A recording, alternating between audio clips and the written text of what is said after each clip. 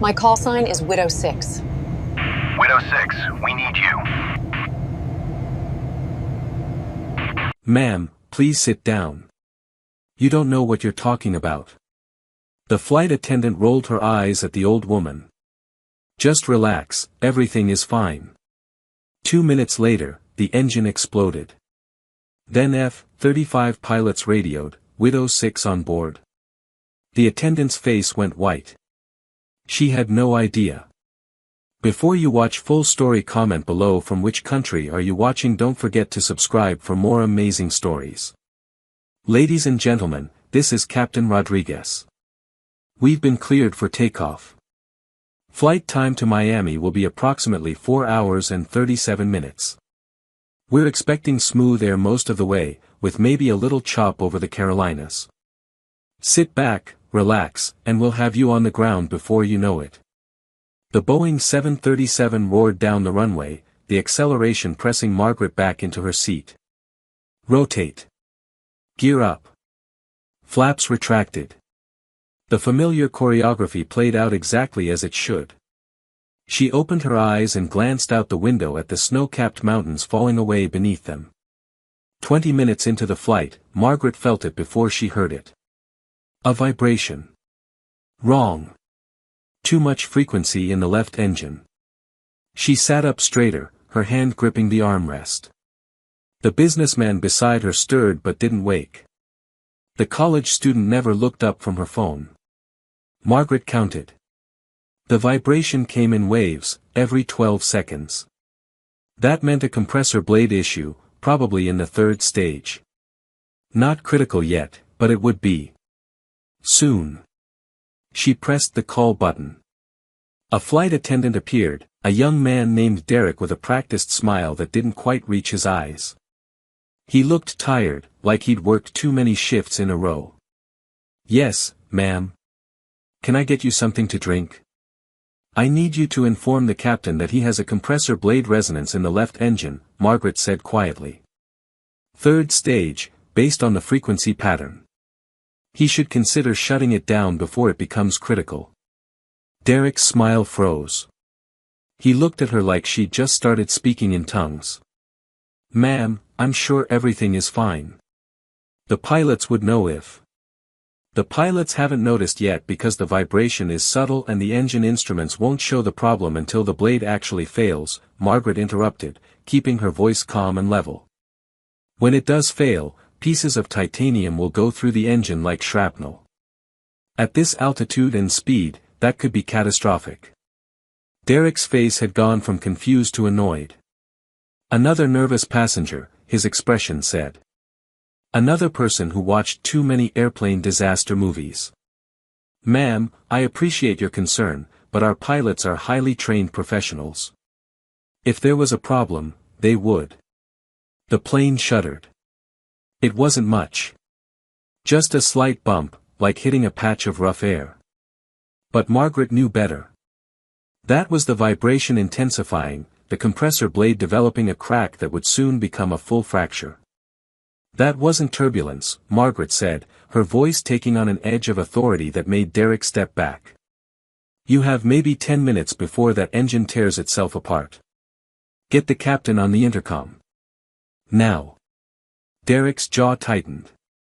Ma'am, you need to calm down. You're disrupting other passengers. I'm trying to save their lives, Margaret said flatly. The college student had finally pulled out her earbuds, looking between Margaret and Derek with wide eyes. The businessman was awake now too, frowning. Is there a problem? The businessman asked, his tone suggesting that Margaret was the problem. No, sir, Derek said quickly. Just a nervous passenger, nothing to worry about. Margaret stood up, her 5'2" frame somehow commanding attention in the cramped aisle. My name is Margaret Chen.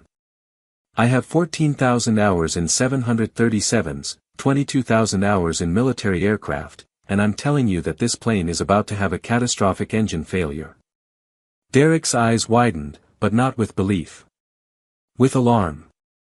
A crazy old woman was causing a scene. Ma'am, I'm going to have to ask you to sit down and. The plane shuddered again, harder this time. Several overhead bins popped open. A woman 3 rows back screamed. The engine noise had changed too, developing a high-pitched whine that made Margaret's teeth ache. "Listen to that sound," Margaret said urgently.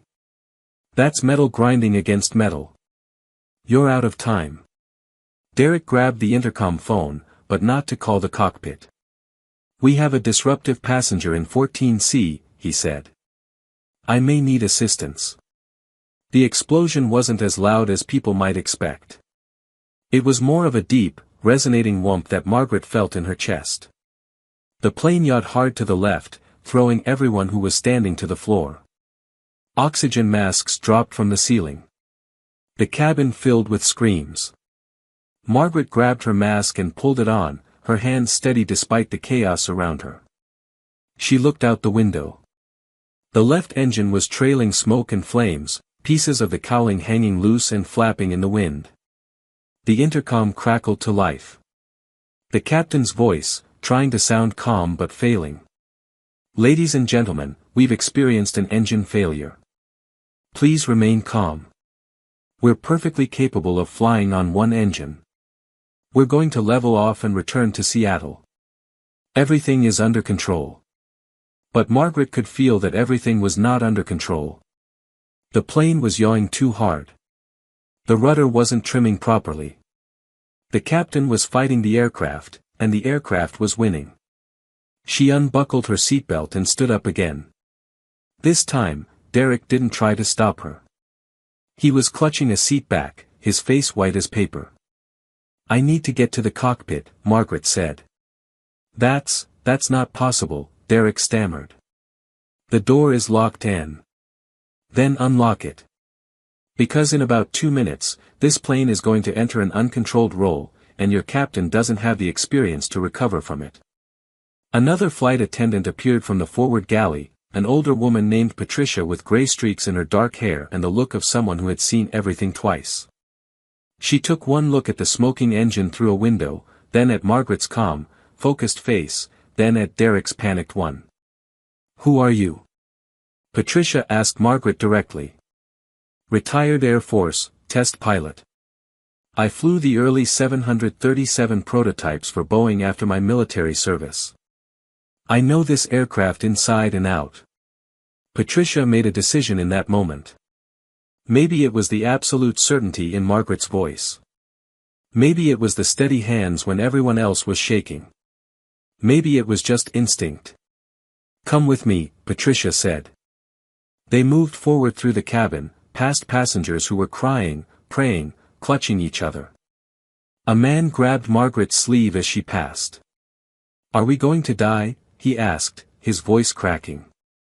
Margaret stopped and looked him in the eye. "Not if I can help it." Patricia used her key to unlock the cockpit door and knocked twice. "Captain Rodriguez, we have a situation." "Not now," came the sharp reply from inside. "We're declaring an emergency. Sir, we have a passenger who says she's a pilot. She predicted the engine failure before it happened." A pause. Then, what? Patricia opened the door. The cockpit was a controlled chaos of flashing lights and warning alarms. Captain Rodriguez, a man in his mid-40s with sweat beading on his forehead, turned to look at Margaret. His co-pilot, a young woman named Sarah Chen, no relation to Margaret, was on the radio, her voice tight with stress. "Seattle Center, Coastal 447, we have lost Engine 1, experiencing severe control issues, requesting priority landing at the nearest suitable airport." Captain Rodriguez looked Margaret up and down. Grandmotherly cardigan, reading glasses, gray hair. His expression hardened. "Ma'am, you can't be in here. This is a restricted area." "Your rudder actuator is failing," Margaret said, ignoring his dismissal. "That's why you can't hold heading. The engine failure created a vibration that damaged the hydraulic line to the rudder controls. You're losing fluid pressure, and in approximately 90 seconds, you'll have no rudder authority at all." Rodriguez stared at her. "How could you possibly?" "Because I helped design the hydraulic routing on this generation of 737s, Margaret said. And I'm telling you that if you don't switch to the backup hydraulic system right now, you're going to lose directional control completely. Sarah looked up from the radio, her face pale. Captain, the rudder pressure gauge is dropping. She's right. Rodriguez hesitated. Everything in his training, in his authority as captain, told him to remove this passenger from his cockpit. But the plane was getting harder to control by the second. The yaw was increasing. And this old woman had just diagnosed a problem he hadn't even identified yet. Who are you? He demanded. My name is Margaret Chen. Colonel, United States Air Force, retired. I have over 40,000 flight hours. I've flown everything from Cessnas to experimental stealth aircraft. And right now, I'm the most qualified person on this plane to get us safely on the ground. This is insane, Rodriguez said, but his hands were already moving, switching the hydraulic selectors to the backup system. Immediately, the rudder response improved. The plane steadied slightly. Seattle Center, Coastal 447, Sarah continued on the radio, we're now declaring a full emergency. We need emergency equipment standing by and we're requesting. Captain, where are we diverting to?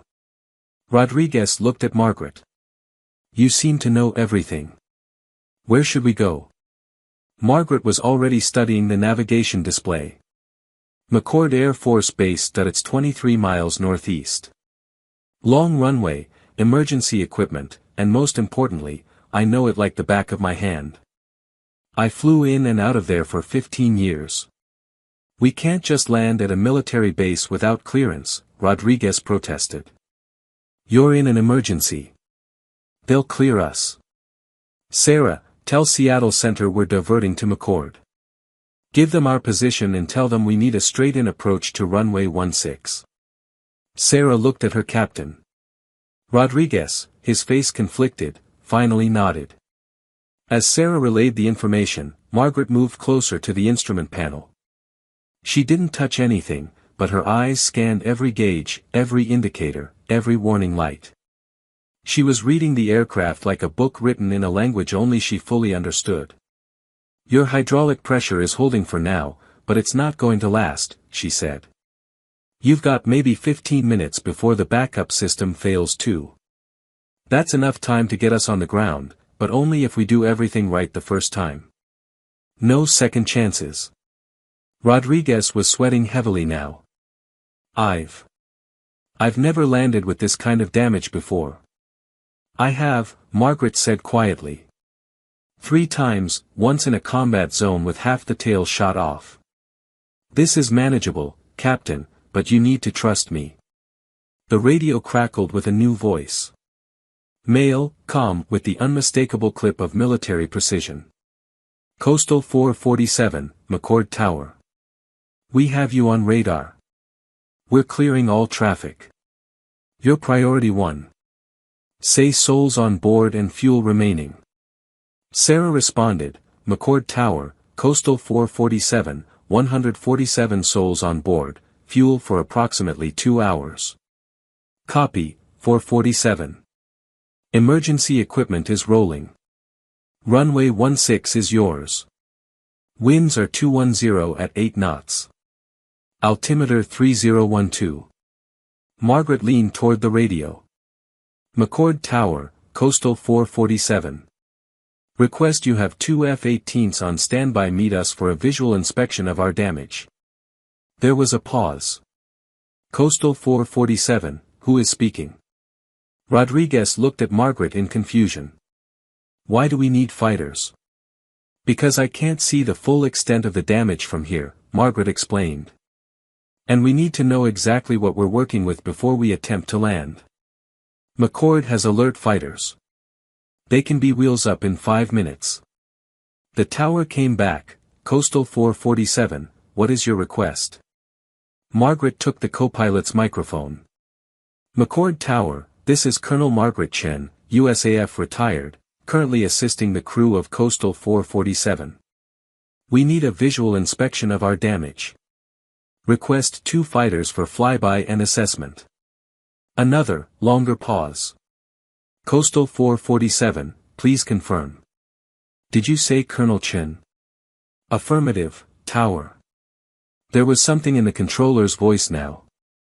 Surprise. Maybe even excitement. Colonel, stand by one. Rodriguez was staring at Margaret. What just happened? I have a reputation in certain circles, Margaret said simply. The radio came alive again, but this time it was a different voice. Older, commanding, with the weight of authority behind every word. Coastal 447, this is General Marcus Reeves, Wing Commander at McCord. Colonel Chen, is that really you?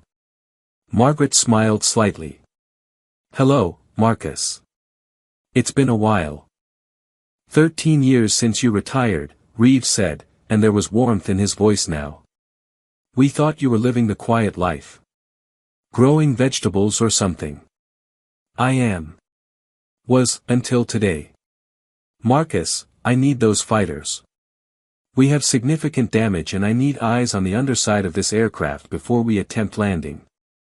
Already scrambling them. Hawks 1 and 2 will be on your wing in 3 minutes. Colonel. He paused. It's good to hear your voice again. We've got you. Whatever you need. Captain Rodriguez was looking at Margaret with a completely different expression now. Not dismissal. Not annoyance. Something closer to awe. Who are you? He asked again, but this time it was a genuine question. Someone who should have introduced herself better, Margaret admitted. But we didn't have time for pleasantries. And we still don't. Captain, I need you to do exactly what I say, when I say it. Can you do that? Rodriguez swallowed hard and nodded. Yes, ma'am. 3 minutes later, exactly as promised, 2 F-18 Super Hornets appeared off their left wing, sleek gray shapes cutting through the air with predatory grace. Margaret felt a familiar thrill seeing them. She had flown their predecessors, back when her hair wasn't gray and her hands didn't shake in the cold. The radio crackled. Coastal 447, Hawk 1. We're on your wing. Good to see you're still flying, Colonel. Margaret keyed the mic. Hawk 1, good to have you. I need a complete visual inspection. Start with the left engine and work aft. Pay special attention to the empennage and the wing root. I'm concerned about structural damage from the engine debris. Copy, Colonel. Coming around. The two fighters split up, one sliding underneath the damaged 737 while the other climbed above. They moved with a precision that was beautiful to watch, even in the midst of an emergency. Rodriguez was maintaining altitude and heading as best he could, but Margaret could see the strain on his face. Every few seconds, he had to make a correction, fighting the asymmetric thrust and the degrading flight controls. Hawk 1 to Coastal 447, the fighter pilot's voice came back, and there was a new tension in it. Colonel, you've got some significant damage. Your left engine is completely destroyed. The cowling is mostly gone. But that's not the worst of it. You've got impact damage to your left horizontal stabilizer. Looks like engine debris punched several holes through it. I can see hydraulic fluid streaming from at least 2 locations. Margaret closed her eyes briefly. That was worse than she'd thought. Any wing damage? She asked. Negative. Wing looks intact. But Colonel, that stabilizer. I don't know how you're going to land this. We'll manage, Margaret said with more confidence than she felt. Hawk 1, I need you to stay on our wing all the way down. You're going to be my eyes on the approach. Can you do that? Ma'am, we'd follow you through the gates of hell if you asked. Margaret turned back to Rodriguez. His hands were white-knuckled on the yoke. Captain, I need you to listen very carefully. What I'm about to tell you is going to sound impossible, but I've done it before. That stabilizer damage means we've lost most of our pitch control. The elevator is probably partially jammed. That means we can't flare normally on landing. Then how do we? Rodriguez's voice trailed off. We're going to come in hot and fast. Much faster than normal. 170 knots over the threshold instead of the usual 130. We're going to use engine thrust to control our descent rate instead of the elevator. It's going to be the hardest landing you've ever made, but it's going to be survivable. Sarah, the co-pilot, spoke up for the first time in minutes. I've read about that technique. It's in the emergency procedures, but it's listed as last resort only. They say the landing gear might not be able to handle the impact forces. They might not, Margaret agreed. But the alternative is losing control on final and crashing short of the runway. This way, we have a chance. Rodriguez was shaking his head. I don't know if I can do this. You're not going to, Margaret said gently. I am. What? Rodriguez looked at her in shock. Captain, you're a good pilot. I can see that. But you've never landed an aircraft with this kind of damage. I have. I need you to let me take the controls. That's against every regulation. I'm the pilot in command. I can't just. You can, Margaret interrupted. This is an emergency. You have the authority to accept any assistance necessary to ensure the safety of your passengers. That includes letting a more experienced pilot take the controls. Rodriguez looked at Sarah. The young co-pilot met his eyes and gave him a small nod. She's right, Captain. We're in over our heads. For a long moment, Rodriguez sat frozen, wrestling with his pride, his training, his sense of responsibility. Then, slowly, he released the yoke and unbuckled his harness. The aircraft is yours, Colonel, he said quietly. Margaret slid into the captain's seat, her hands wrapping around the yoke with a familiarity that transcended the 13 years since she'd last flown. The aircraft spoke to her through the controls, telling her everything she needed to know through pressure and resistance and subtle movements. How does it feel? Sarah asked.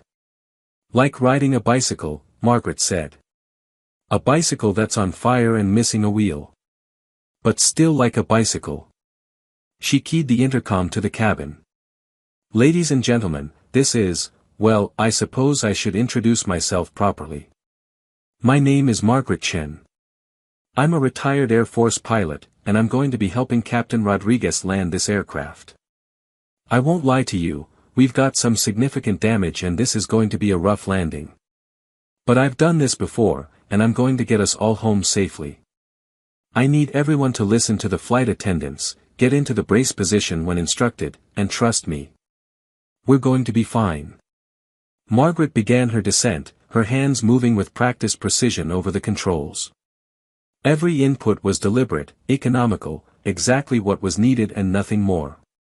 McCord Tower, Coastal 447, beginning our approach for runway 16.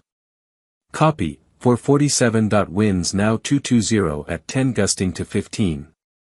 Runway is clear. All emergency equipment is standing by. Understood, Tower. Margaret glanced at the fuel gauges. We're going to get one shot at this. Sarah, I need you to configure the aircraft. Flaps 5. Sarah moved the flap lever. The plane shuddered as the flaps extended slightly, increasing drag and lift. How's that feel? Sarah asked. Like dragging an anchor, but that's what we want. We need to slow down but maintain control. Gear down. Gear down, Sarah confirmed, pulling the gear lever. They felt the clunk of the landing gear extending, followed by 3 green lights indicating all gears were locked. Hawk 1, confirmed 3 down and locked, Margaret said. The fighter pilot, who had stayed glued to their wing through the entire descent, moved in for a closer look. Affirmative, Colonel. All 3 are down and locked. Though I gotta say, those tires are going to have a hell of a day when you touch down at this speed. They've had worse, Margaret replied. Flaps 15, Sarah. The plane slowed further as more flaps extended. Margaret was constantly adjusting thrust, playing the throttle on the remaining right engine like a musical instrument. Too much power and they'd climb. Too little and they'd sink like a stone. The damaged stabilizer made every adjustment critical. Rodriguez, standing behind them now, was gripping the back of Sarah's seat so hard his knuckles were white. "How are you doing this?" he breathed. "Practice," Margaret said. "Lots and lots of practice, most of it unplanned." Coastal 447, this is General Reeves. "Colonel, I've got half the base watching you on radar. You're flying that approach like you wrote the textbook on it." "I helped write the chapter on emergency procedures for damaged 737s, Margaret said. "Back in 1994. After that incident over the Pacific." There was a pause. "You were the pilot on that flight? The one where the cargo door blew off?" "That was me. Lost 30 feet of fuselage, half my hydraulics, and all my coffee, still mad about the coffee." Despite the tension, Sarah let out a surprised laugh. "You're joking. Right now, you're joking." "Humor helps," Margaret said. "Keeps your mind clear. Plus, we really are going to be fine. I've landed in much worse conditions." "Like what?" Rodriguez asked, unable to help himself. "Once landed an F-16 in a sandstorm so thick I couldn't see the runway until I was 20 feet off the ground. Another time brought in a B-52 with 3 engines out and the landing gear jammed. That one made the news. And there was the time in '91 when I had to put down a stealth prototype on a frozen lake in Alaska after both engines quit." The lake landing, Reeves's voice came through the radio, quiet with reverence. "That's when they gave you the call sign." Sarah looked up. "Call sign?" Margaret was silent for a moment, focused on the approach. They were at 800 feet now, the runway filling the windscreen ahead of them. But when she spoke, her voice was soft with memory. "They called me Widow 6, she said. "Because I flew aircraft that would have killed anyone else. Widowed the sky, they said. I flew the planes that should have made my husband a widower." "The Widow 6, Rodriguez breathed. "I've heard stories. I thought they were legends. Myths. Nobody could have actually." "They weren't myths," General Reeves cut in. "Colonel Chen was the best pilot the Air Force has ever produced. She flew missions that are still classified. Tested aircraft that don't officially exist. Saved more lives than we can count. And now she's about to do it again."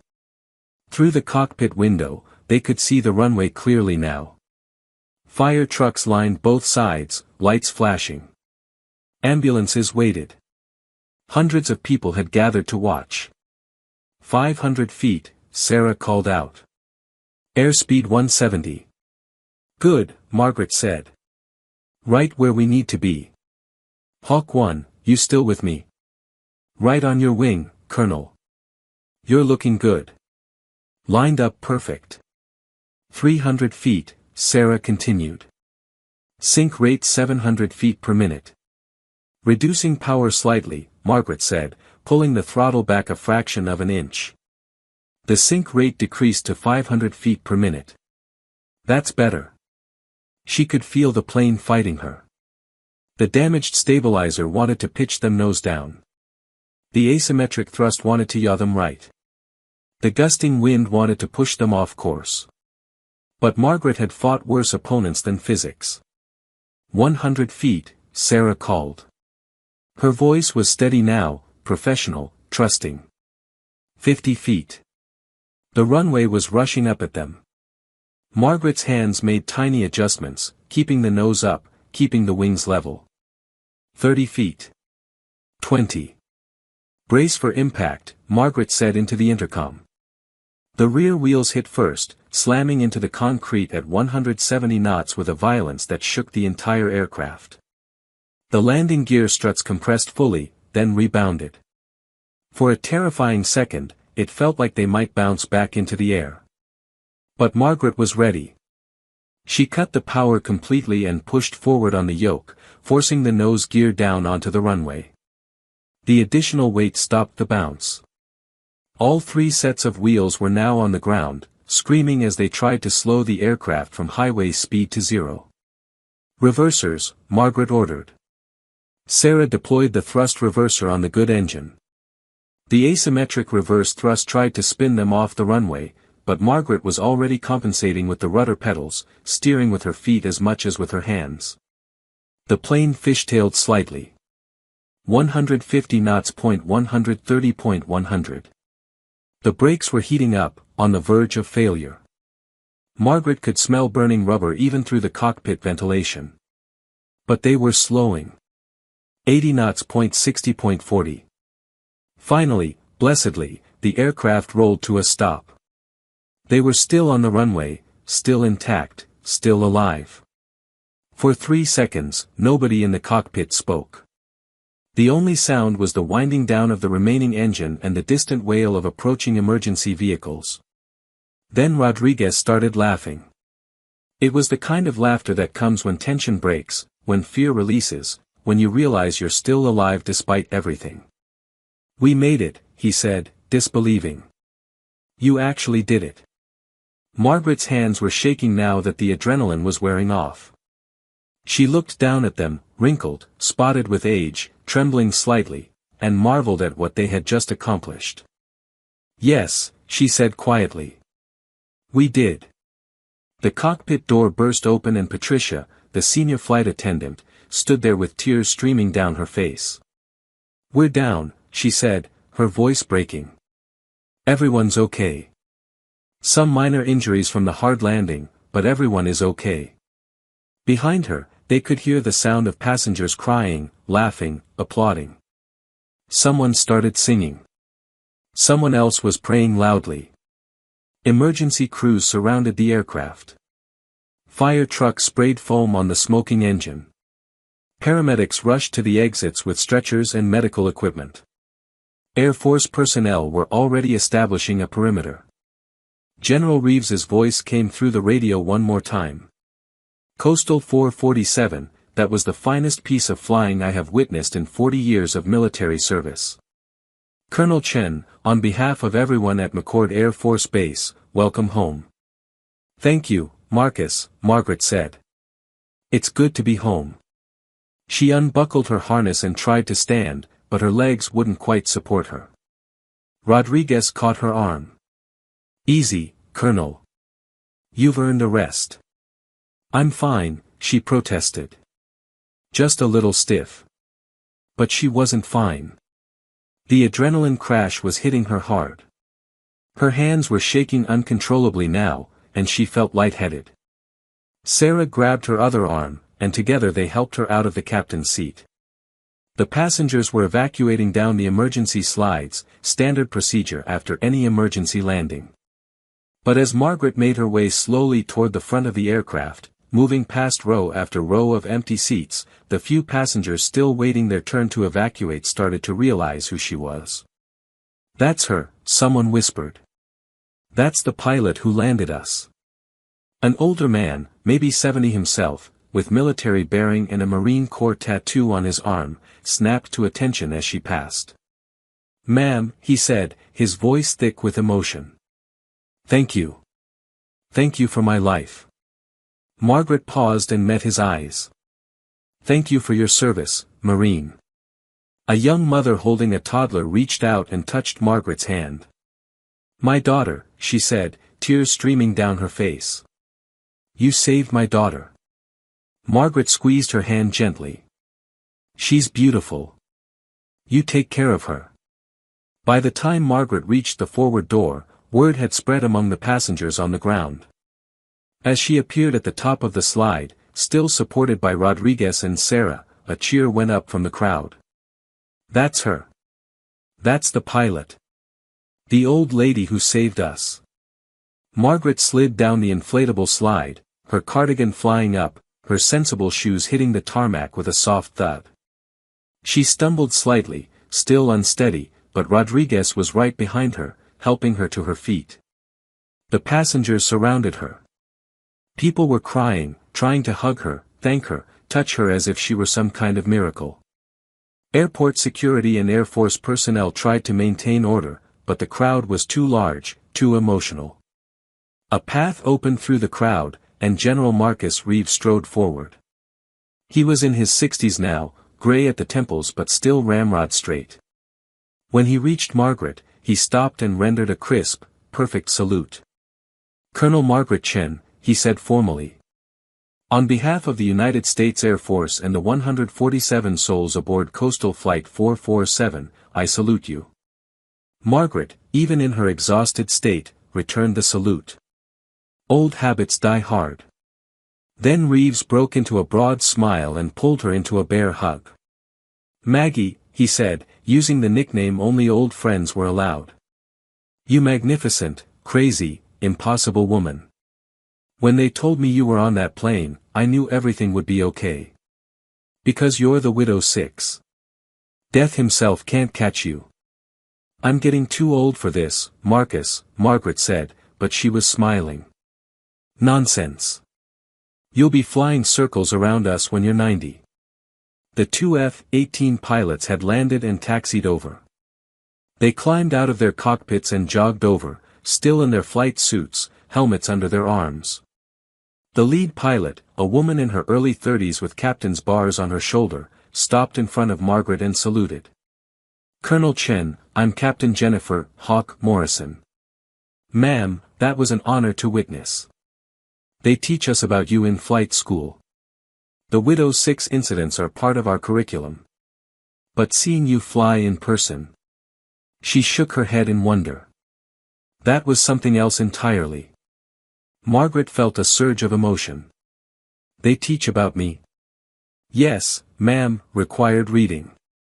Your emergency procedures manual is still in use. Your techniques have saved dozens of aircraft over the years." Captain Morrison grinned. "Though I have to admit, most of us thought the stories were exaggerated. Nobody could be that good. But you are." News helicopters were circling overhead now, filming everything. A CBS News van screeched to a halt at the perimeter, and reporters scrambled out with cameras and microphones. "Colonel Chen," one of them shouted. "Can you tell us what happened up there?" General Reeves stepped between Margaret and the reporters. "Colonel Chen has just landed a crippled aircraft and saved 147 lives. She'll give a statement when she's ready. For now, give her some space." But Margaret touched his arm. "It's okay, Marcus. They deserve to know." She turned to face the cameras. Even exhausted, with her hair disheveled and her cardigan askew, she had a presence that commanded attention. "My name is Colonel Margaret Chen, United States Air Force, retired. Today, Flight 447 experienced a catastrophic engine failure followed by structural damage to the horizontal stabilizer. Captain Rodriguez and his crew did everything correctly. They declared an emergency, diverted to the nearest suitable runway, and accepted assistance when it was offered. The outcome was a team effort. The captain, the co-pilot, the flight attendants, the air traffic controllers, the fighter escort, and yes, me. We all worked together, and that's why everyone survived." "But Colonel," a reporter called out, "passengers are saying the captain didn't believe you at first.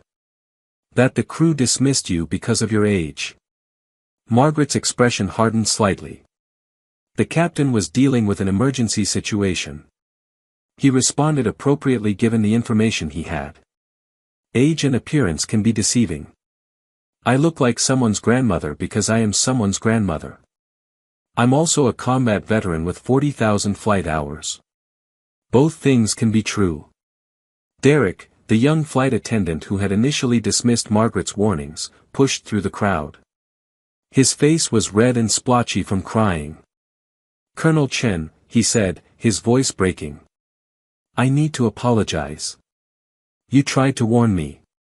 You told me exactly what was going to happen, and I didn't listen. I thought you were just a nervous old woman. I almost got everyone killed because I was too arrogant to listen." Margaret looked at him for a long moment. The cameras were rolling. Everyone was watching. She could destroy this young man with a single word.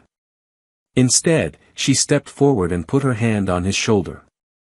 "Derek," she said gently. "You did your job the way you were trained. You tried to keep passengers calm and seated during turbulence.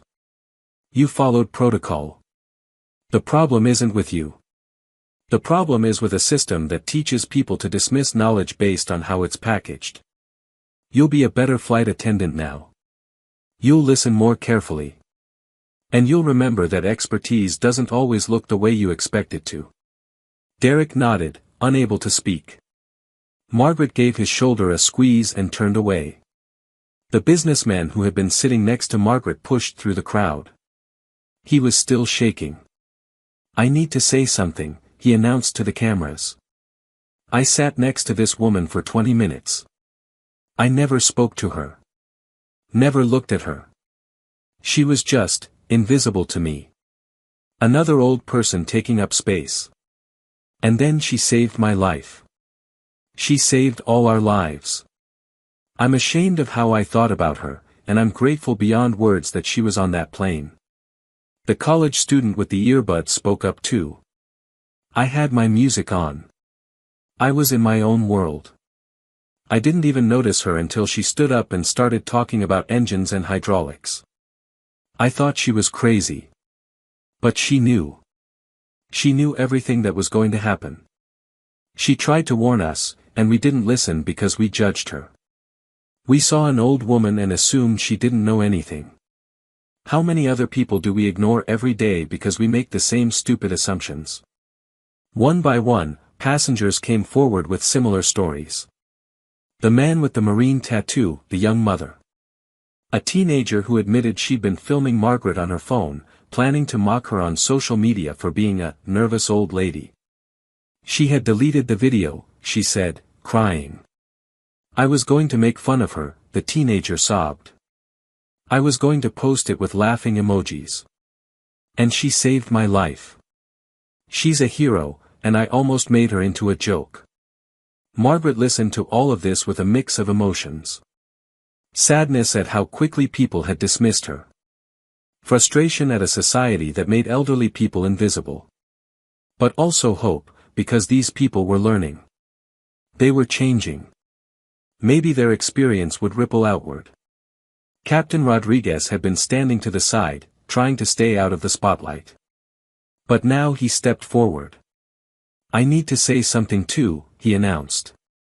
His voice was steady but his eyes were red. Colonel Chen tried to warn me. She told me exactly what was wrong with my aircraft. She gave me specific technical details that later proved to be accurate. And I dismissed her.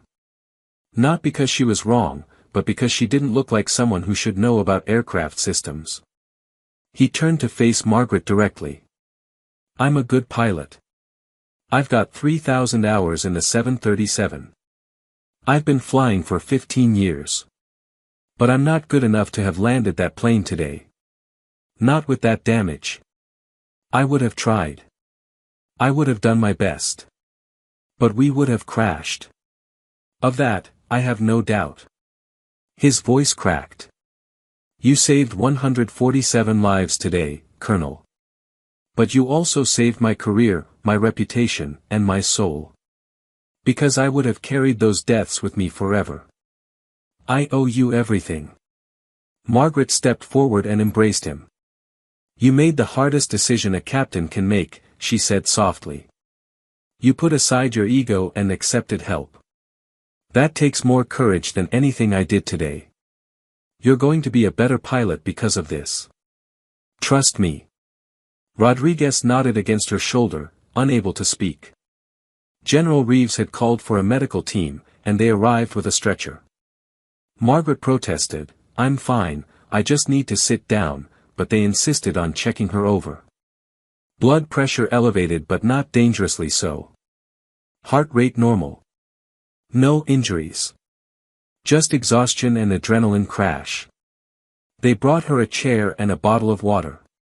She sat gratefully, suddenly aware of how much her legs ached, how tired she was. She was 72, after all, not 32.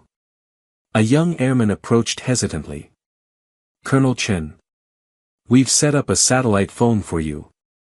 Your family has been calling. The news is everywhere. Margaret took the phone. Her hands were steadier now, though still not quite right.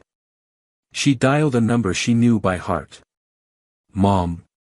Her daughter's voice, nearly hysterical with relief. Mom, oh my God, are you okay? They're saying you landed a plane, that there was an engine failure, that you saved everyone. I'm fine, sweetheart. I'm perfectly fine. You said you were going to Florida for a vacation. To see the gardens. Not to land a crashing airplane. It wasn't crashing, Margaret corrected gently. It was just experiencing some technical difficulties. Mom. Her daughter was laughing and crying at the same time. This is not funny. I've been watching the news for an hour. There's footage of the plane landing. It looked terrifying. It was a bit rough, Margaret admitted. But we're all safe. Everyone made it. The news is calling you the Widow 6. They're saying you're a legend. Mom, why didn't you ever tell us about this? About what you did in the Air Force? Margaret was quiet for a moment. Because that was a different life, honey. A different person. I'm just your mom now.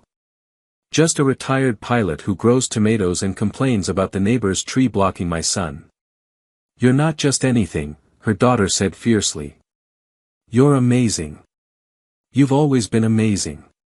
We just didn't know how much. Grandma. A younger voice took over the phone. Grandma, is it true? You flew fighter jets? Margaret smiled. Her grandson, Tommy, 12 years old and obsessed with airplanes. Yes, Tommy. I did. Mom says you were a test pilot. That you flew experimental planes. Why didn't you ever tell me? I asked you so many times about flying and you just said you flew a little bit in the service. I didn't want to brag, Margaret said. Brag? Grandma, I did a report on test pilots last year. I could have interviewed you. You could have been my primary source. My report got a B- because Mr. Henderson said I didn't have enough first-hand accounts. Despite everything, Margaret laughed. I'm sorry about your B-. I don't care about the grade, Tommy said, and his voice turned serious. I care that you're okay. Mom was crying. She thought you were going to die. I wasn't going to die, Tommy. I knew exactly what I was doing. Because you're a badass, Tommy said, then quickly added, sorry, I'm not supposed to say that word. Just this once, I'll allow it, Margaret said, smiling. When you come home, will you tell me about it? About all of it? The fighter jets and the experimental planes and how you learned to fly with broken instruments. I'll tell you everything, Margaret promised. Every story, every flight. Everything I remember. Cool. Super cool. I love you, Grandma. I love you too, Tommy. As Margaret ended the call, a group of men in suits approached. FAA investigators. They were polite but professional, asking if she felt well enough to give a preliminary statement. The engine failure was exactly as I predicted, Margaret told them. Compressor blade fatigue in the third stage. The vibration signature was unmistakable. When the blade failed, the debris punctured the horizontal stabilizer and severed hydraulic lines. The damage made normal landing procedures impossible. The lead investigator, a man named Harrison with gray hair and skeptical eyes, was taking notes. Ms. Chen. Colonel, General Reeves interjected. Colonel Chen. Colonel Chen, Harrison corrected himself. How did you know about the compressor blade issue before it failed? I felt the vibration pattern. I've experienced similar failures 3 times in my career. The frequency and interval are distinctive. Once you felt it, you never forget it. And your recommendation to switch to backup hydraulics? The hydraulic routing on this generation of 737 makes the rudder system vulnerable to engine debris. It's a known design limitation. I helped document it in the 1990s. When I saw the damage location, I knew the main hydraulic system would fail. It was just a matter of time. Harrison exchanged glances with his colleagues. "Colonel, you're going to be very valuable to our investigation. Would you be willing to consult with us?" "Of course," Margaret said. "Whatever you need. There's also going to be questions about the decision to have you take control of the aircraft. Captain Rodriguez technically violated several regulations by allowing an uncertified, non-current passenger to occupy the captain's seat." Margaret's expression hardened. Captain Rodriguez made the correct decision under emergency circumstances. He recognized that I had specific expertise relevant to the situation, and he utilized available resources to ensure the safety of his passengers. That's exactly what a good captain should do. If your investigation tries to punish him for that, you'll have to go through me first. Harrison held up his hands. "I'm not suggesting any wrongdoing. Just that there will be questions, politics and regulations and all that."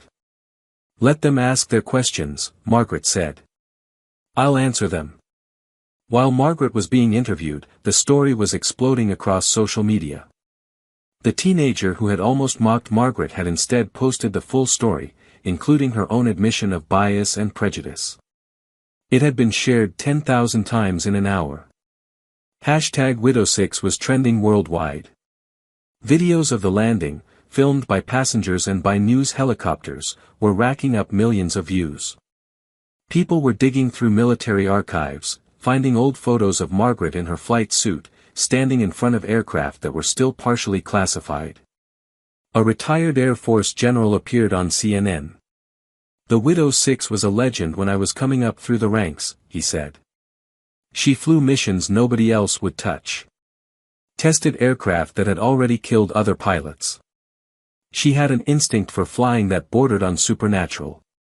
And apparently, she still does." On Twitter, stories were pouring in from other people who had encountered Margaret over the years and never known who she was. "A barista in Seattle, she came into my coffee shop every morning. Always ordered the same thing, always tipped well, always said please and thank you. I never knew I was serving coffee to a hero. A librarian, she volunteered at our library, reading to children. The kids loved her. She had this way of making even the boring books exciting. One time a kid asked if she'd ever been in an airplane. She just smiled and said, once or twice. Once or twice." Margaret's neighbors were being interviewed. "She was just Maggie," one said. "Nice lady. Brought us cookies at Christmas, helped jumpstart my car once. I thought she was just a retired teacher or something. We had no idea." The CEO of Coastal Airlines arrived at McCord in a private jet. She was a sharp-featured woman in her 50s named Catherine Brennan, and she made a beeline for Margaret. "Colonel Chen," she said, extending her hand. "Catherine Brennan. I'm the CEO of Coastal Airlines. I want to personally thank you for what you did today. You saved 147 lives, including 23 crew members. You also saved my airline from a catastrophic disaster that would have destroyed us." "I just did what needed to be done," Margaret said. "It was more than that. Much more." Brennan paused. "I also want to apologize. Our crew initially dismissed your warnings. They didn't take you seriously because of your age and appearance. That represents a massive failure in our training and our culture. We're going to fix that." "How?" Margaret asked. "First, we're implementing mandatory training on unconscious bias for all crew members.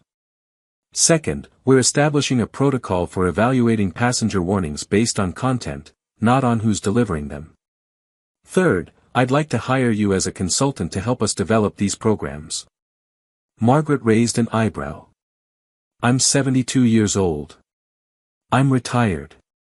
You're 72 years old and you just landed a crippled aircraft that would have killed everyone on board. You're exactly who we need." Brennan smiled. "Plus, I suspect you're not quite ready to go back to just growing tomatoes. Are you?"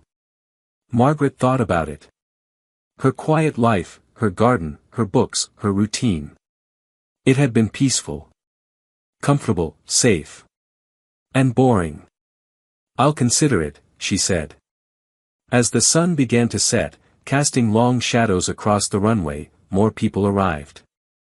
Old colleagues from Margaret's Air Force days. Test pilots she had flown with. Engineers she had worked with on classified projects. A man in his 70s with a prosthetic leg approached, using a cane. Maggie Chen, he said, shaking his head. I heard the Widow 6 was flying again. I told my wife it couldn't be true. You promised me you were retiring. Hanging up your wings, growing old gracefully. Frank. Margaret stood and embraced him. How have you been? Better than you, apparently. I've managed to stay on the ground for the past 13 years. Frank Wagner had been her co-pilot on several test flights, including the infamous Frozen Lake landing. Though I hear you've still got the touch. That landing looked rough on the footage. It was rough. But we made it. You always make it, Frank said. That's your thing. The Widow 6 doesn't lose. Not to mechanical failures, not to enemy fire, not to impossible odds. And apparently not to age, either. They talked for a while, swapping stories about the old days. About flights that went wrong and missions that should have been impossible. About aircraft that existed only in classified files and runways that weren't on any map. Other former colleagues joined them. Soon there was a whole group of retired pilots and engineers, all in their 60s and 70s, all with stories about Margaret. The time she landed a plane with no hydraulics. The time she flew through a thunderstorm that grounded every other aircraft. The time she talked a terrified student pilot through an emergency when his instructor had a heart attack. You saved that kid's life, one of the engineers said. He was going to crash. Everyone who heard that radio transmission knew it. But you stayed on the radio with him for 45 minutes, coaching him through every step. Your voice never wavered. Never showed fear. You gave him confidence when he had none. Margaret had forgotten about that flight. It had been 20 years ago, maybe more. What happened to him, she asked. He's an airline captain now. Flies for Delta. He named his daughter Margaret. General Reeves organized a formal press conference in one of the base hangars. By the time it started, there were hundreds of reporters and cameras from around the world. Margaret sat at a table on a raised platform, flanked by General Reeves, Captain Rodriguez, and the CEO of Coastal Airlines. The pre-flight checks had become a media event. Colonel Chen, a reporter from the New York Times asked, "You've been retired for 13 years. What was it like to fly again after so long?" Margaret considered the question. Like breathing, she said finally. You don't forget how to breathe. Flying was always part of me. It still is. I thought I had left it behind, but apparently it never left me. Do you think you would have taken the controls if you hadn't felt the initial vibration? If the engine had failed without warning?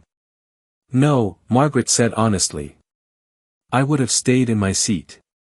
I would have trusted the crew to handle it. But I felt something they couldn't feel. I had knowledge that could help.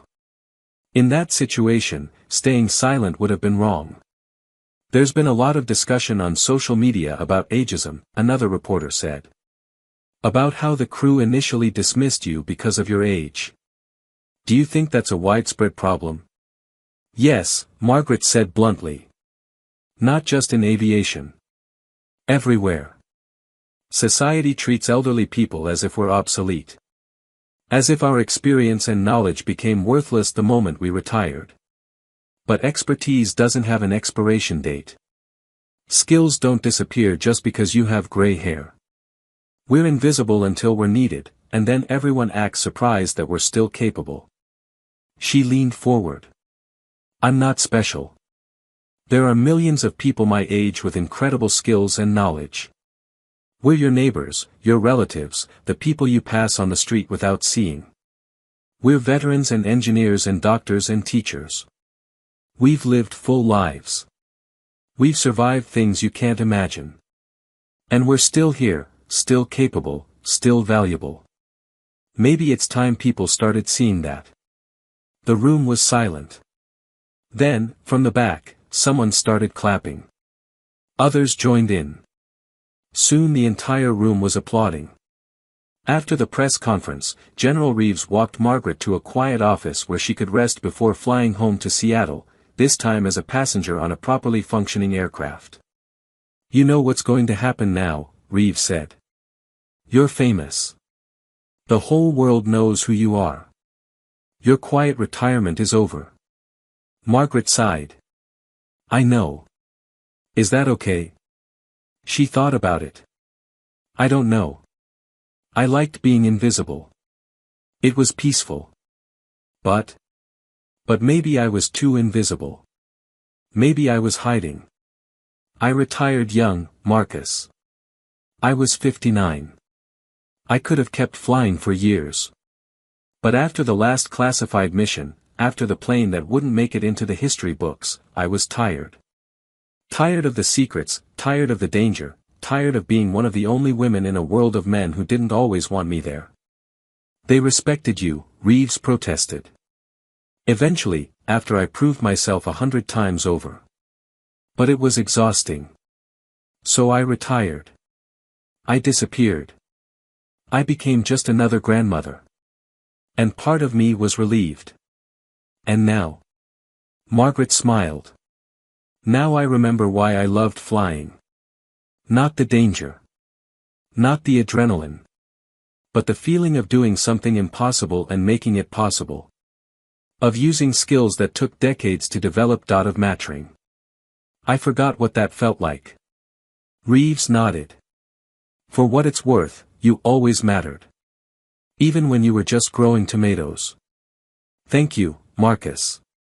Late that evening, Margaret boarded a Coastal Airlines flight back to Seattle. The airline had offered her first class, but she declined. "Put me in coach," she said. "I'm just a passenger like everyone else." But when she boarded, something remarkable happened. The passengers recognized her. Word had spread that the Widow 6 was on their flight. As she walked down the aisle to her seat, 14C again, middle seat, every single passenger stood up and applauded. Some were crying. Others were smiling. All of them were honoring her. Margaret felt tears prick her own eyes. She nodded to them, acknowledging their gratitude, and made her way to her seat. The captain's voice came over the intercom. "Ladies and gentlemen, this is Captain Amanda Richardson. I have the extraordinary honor of having Colonel Margaret Chen on board with us tonight. Colonel, if you're listening, I just want you to know that you're the reason I became a pilot. When I was 16 years old, I read about you in a magazine article. They called you the Widow 6.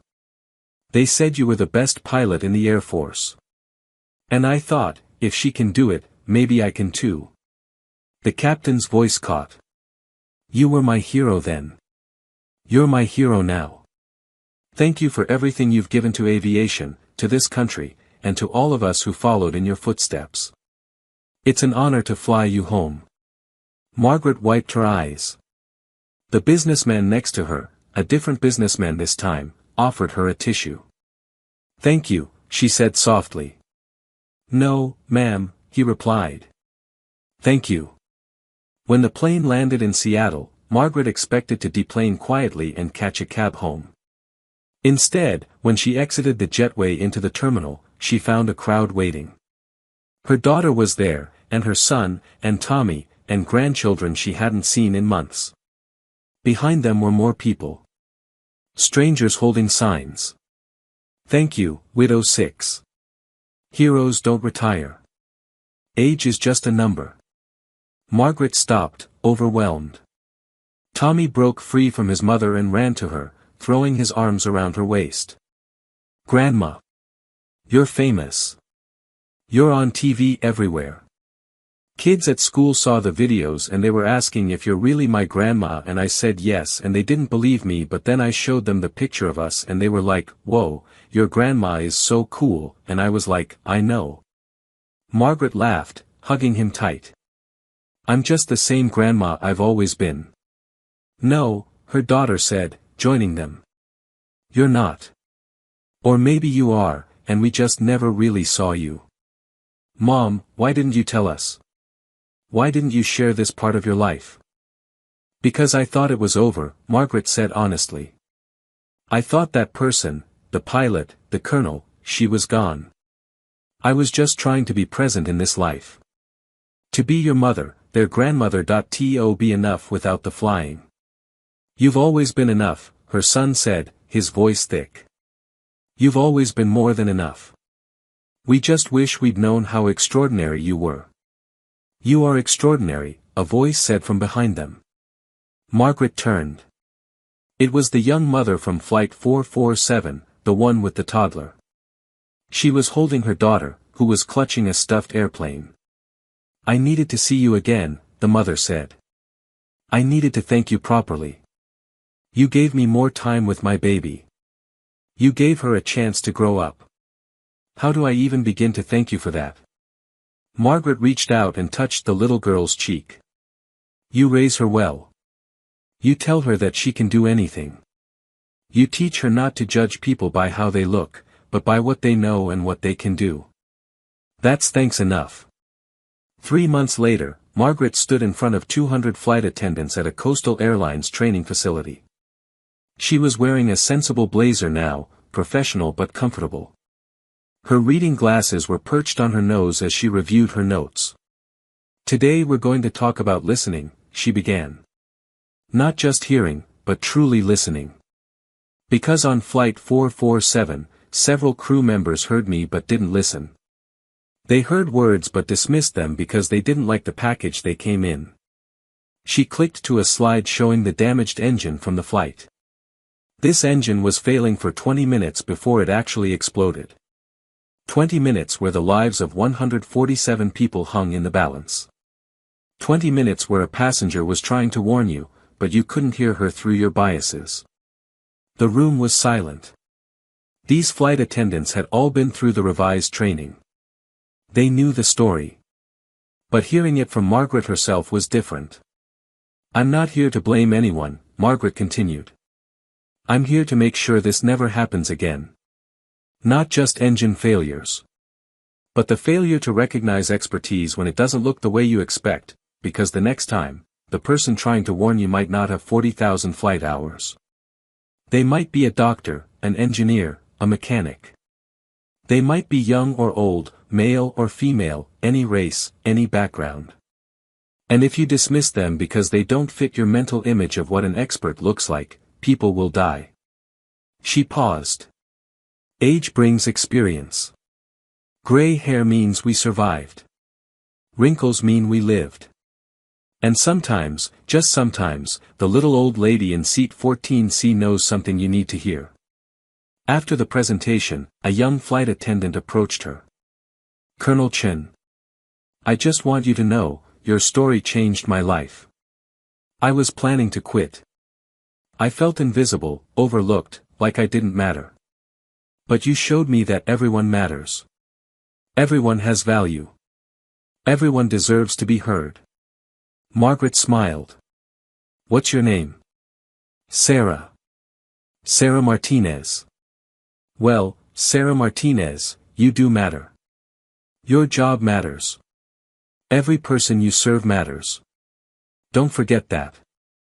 6 months after the incident, Margaret stood in her garden, checking on her tomatoes. They were thriving this year, fat and red and perfect. She plucked one and bit into it, savoring the warm sweetness. Her phone buzzed. A text from Tommy, Grandma, did you see the news? They're making a movie about you. They're calling it, The Widow 6. That's so cool. Margaret smiled and texted back, let's hope they cast someone who actually looks like a pilot, smiley face. She put her phone away and went back to her tomatoes. The movie would happen or it wouldn't. The fame would fade or it wouldn't. But the garden was real. The soil in her hands was real. The warm sun on her face was real. And inside her house, on the mantel, sat a new addition to her collection of photos. It was from the ceremony at McCord. showing her shaking hands with General Reeves. Behind them, the damaged 737 sat on the runway, surrounded by emergency vehicles. Next to it was an older photo, faded with age. A much younger Margaret in a flight suit, standing in front of an F-16, her expression confident and fierce, the woman who became the Widow 6. They were the same person. They had always been the same person. She had just forgotten for a while. But she remembered now. Her daughter called from the house. "Mom! Captain Rodriguez is here. He brought his kids to meet you." Margaret wiped the soil from her hands and headed inside. Rodriguez visited every few months now, usually bringing his family. He was flying again, better than ever, he said. More humble. More willing to listen. The incident had changed him. It had changed everyone. As she walked into her house, Margaret caught a glimpse of herself in the hallway mirror. Gray hair, reading glasses. 72 years old. She smiled at her reflection. Age had made her invisible. Experience had made her invaluable. And on one terrifying afternoon at 30,000 feet, the world had finally seen what her family, her friends, and she herself had known all along. The Widow 6 had never stopped flying. She had just been waiting for the right moment to spread her wings again.